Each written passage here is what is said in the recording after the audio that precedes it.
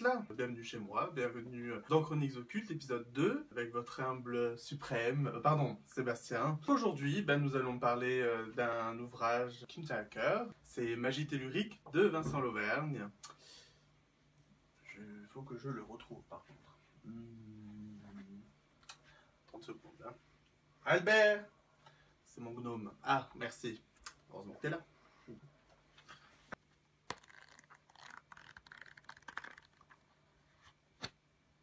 Voici la bête, magie tellurique, pratique et rituels et secrets de Vincent Lauvergne. On va commencer un peu à en parler. Déjà vite fait la couverture. Vincent, c'est quoi cette couverture? C'est affreux. C'est quoi ces petits points là? Ça fait pas du tout... ça fait presque New Age. Quelle horreur. Mais bon, pas du tout, ne vous inquiétez pas, c'est pas du tout New Age. Donc comme le nom l'indique, magie tellurique, ça parle de l'énergie tellurique. Qu'est-ce que l'énergie tellurique? L'énergie tellurique, en réalité, c'est une force souterraine, du moins terrestre. C'est une espèce d'énergie qui circule sous le sol, dans la nature, qui est quadrillée. Certains points qui se rencontrent ont certains effets, un peu plus positifs, d'autres un peu plus négatifs. Et il faut les déterminer avec une étude et une science qu'on appelle la géobiologie. Donc ce n'est pas mon domaine, ce n'est pas non plus explicité de manière très précise dans le livre, parce que c'est pas le but. Maintenant, il y a une bibliographie qui vous renvoie à certains ouvrages pour essayer de mieux la comprendre. C'est une énergie naturelle qu'on exploite pour différents outils, différentes techniques, différentes pratiques. Et Vincent Lauvergne a décidé de vous donner les clés pour utiliser des rituels et des pratiques magiques en rapport avec cette énergie. À plus d'un titre, il vous explique différentes choses. Par exemple, la nature d'un mage. Qu'est-ce qu'un mage? Bien entendu, le mage, c'est pas la personne qui arrive avec la grande barbe, le chapeau pointu, à Merlin, ou un petit sorcier à lunettes avec une cicatrice sur le front. Voilà, ça c'est des stéréotypes, mais ce ne sont pas la véritable image d'un praticien. Un praticien, mage ou sorcier, qu'est-ce que c'est? C'est quelqu'un qui va utiliser différentes énergies, que ce soit son énergie personnelle, ou l'énergie cosmique ou tellurique, ou de différentes matières qui l'entourent, afin de les agencer, de les combiner et de les teinter d'informations, donc d'une charge, pour pouvoir arriver à un certain but. Bien entendu, il y a différentes techniques, différentes pratiques à comprendre. Par exemple, comment saturer son espace pour pouvoir charger l'inconscient d'une même donnée, d'une même information. Comment, à travers certains entraînements, provoquer justement son énergie, la projeter, etc. Donc il y a différentes techniques énergétiques qui sont aussi légèrement expliquées, parce que ce n'est pas non plus le but. Je vous rappelle que les personnes qui ont vu le premier épisode, La Voix du Mage d'Arnaud Tully, c'est tout un ouvrage qui est consacré justement aux entraînements et à l'énergie. Donc je vous renvoie à la lecture de ce premier livre pour pouvoir vous permettre d'avancer sur le chemin de la pratique magique. Bien entendu, pour pouvoir comprendre l'étendue de toute cette tradition celtisante et de l'énergie tellurique, Vincent Lauvergne va un peu plus loin et va parler de différentes techniques. Par exemple, on va parler des égrégores.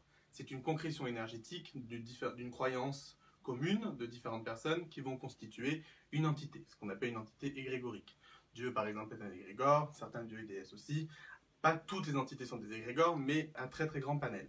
Les symboles sont très importants en magie, ça n'échappe pas à la règle. Dans le bouquin, il va expliquer ce que c'est un triskel, ce que c'est un triquetra, différents symboles celtiques, et il va expliquer aussi ce que c'est que les runes ou les oghams, ces fameux deux systèmes d'écriture, un qui est scandinave, qui est très célèbre, les runes, l'autre les oghams, qui est plus celtisant, mais qui est moins connu. Et c'est important parce qu'il va permettre, avec quelque chose de bien détaillé, expliquer chaque rune, chaque ogham, à quoi elles correspondent, comment les utiliser et pourquoi on alterne l'une ou l'autre. Et ça, c'est vraiment quelque chose qui est assez inédit parce que jusqu'à présent, on a souvent un livre ou sur l'un ou sur l'autre, mais on ne fait pas énormément de parallèles. Et là, c'est important parce qu'il a réussi à recomposer différentes informations dans un même ouvrage et dans un même ensemble. Ce qui est intéressant, c'est qu'il va donner des techniques assez inédites, par exemple, comme graver une rune sur la main ou sur le corps. Mais non, pas avec le pyrograveur. Non, ce gnome est insupportable, il comprend rien. Surtout, ne faites pas ça, c'est très dangereux. Grâce au symbole qu'il va y avoir sur le bras, ça va permettre de saturer l'inconscient de l'information. Donc il a aussi fait des études qui sont très importantes. Vincent Lauvergne est un chercheur en occultisme, donc il a fait des études aussi du fonctionnement, comment le symbole fonctionne. C'est pas juste en gravant ou en dessinant le symbole que ça y est, boum, c'est magique.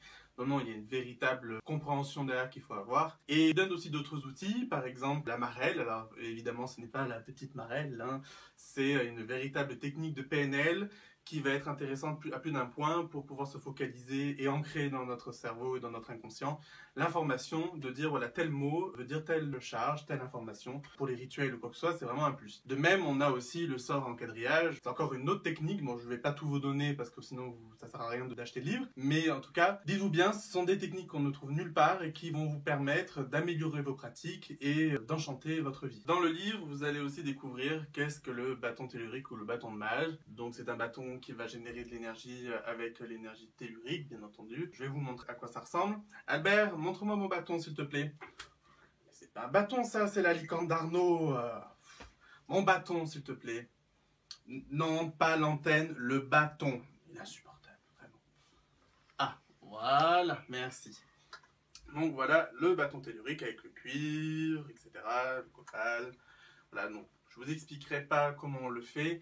C'est un peu compliqué et puis ça gâcherait un petit peu aussi la découverte du livre. Toujours est-il que c'est vraiment très utile et donc allez-y, n'hésitez pas à en faire un parce que ça va énormément vous plaire et énormément vous aider. Il donne aussi une autre variante du bâton qu'on appelle l'antenne tellurique.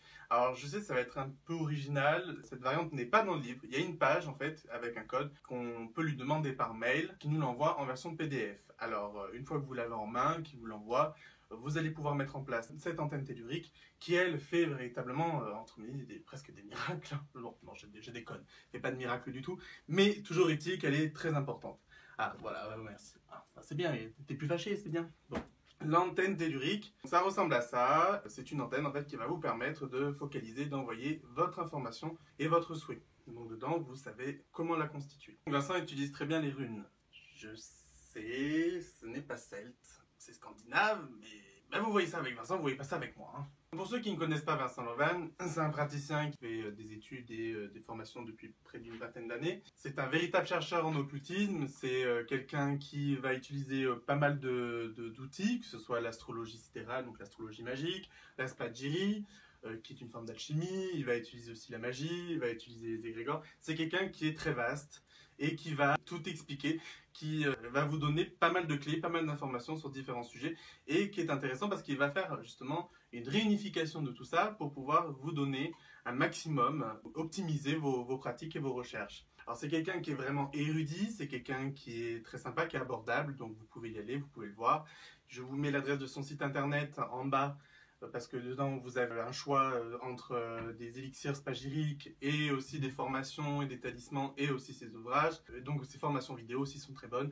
Moi par exemple j'ai fait il n'y a pas longtemps un stage avec lui en hypnose en compagnie de Steve Carlin et d'Arnaud Tully. Pour la petite anecdote, Vincent était un petit peu salopard parce qu'il n'a laissé Arnaud Tully me filmer pendant que j'étais hypnotisé, que j'avais oublié le chiffre 5. Je parais bien abruti en fait sur la vidéo.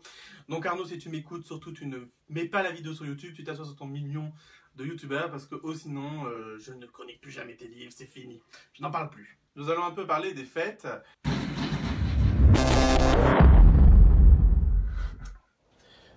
Excusez-le, il a fait tomber une potion. Hein. Ce gnome, toujours. Donc, on parlait des fêtes. Donc les fêtes celtiques, il faut savoir, c'est que dans la Wicca, on dit qu'elles sont du nombre de 8. En réalité, Vincent Lauvergne a fait beaucoup de recherches et il s'est avéré qu'il n'y en avait que 4. Et effectivement, elles n'étaient pas à date fixe, elles étaient à des dates bien précises en fonction de l'astrologie. Étant un astrologue avec beaucoup d'érudition, il savait très bien que les dates en fait étaient faussées, donc il a mis un nouveau calendrier avec certaines dates sur quelques années pour pouvoir nous permettre d'utiliser et de faire les fêtes au bon moment. Bien entendu, Vincent Lauvergne, c'est quelqu'un qui est traditionnaliste, mais avec un regard neuf. C'est ça qui est bien, c'est qu'il arrive à mélanger l'ancien, le vieux, avec le nouveau. Oui, bon, il a 40 ans, je sais, mais il fait très jeune. Donc pour conclure, c'est un livre qui est écrit par un érudit, est un livre qui a beaucoup d'informations. C'est un livre en fait qu'il faut avoir et qu'il faut pratiquer. C'est quelque chose qui va vous permettre d'enchanter votre vie et d'améliorer vos pratiques, ou de vous amener en fait sur d'autres recherches très sérieuses sur le sujet. Donc c'est un livre que je recommande très chaudement et je ne le recommande pas que juste pour la lecture, mais je le recommande pour sa pratique. Donc je vais lui mettre la note de 8 sur 10. Et parce que c'est vraiment un très très bon ouvrage, comme les autres qu'il a écrits. Je suis très impatient de lire le prochain ouvrage qu'il est en train d'écrire sur les égrégores, parce que pas beaucoup de monde peut se targuer d'en parler correctement. Mais venant de Vincent Lauvergne, je sais que ce sera forcément un best-seller. Merci d'être toujours plus nombreux à me regarder, à me suivre, à partager, à commenter, à liker, à tweeter. Abonnez-vous à la chaîne pour les nouvelles futures vidéos. Allez sur mon site pour lire les articles et voir toutes les nouveautés. N'hésitez pas à commenter, à venir me parler sur Facebook. Je suis toujours content d'avoir des retours. Et voilà, je vous remercie pour votre fidélité et à très bientôt.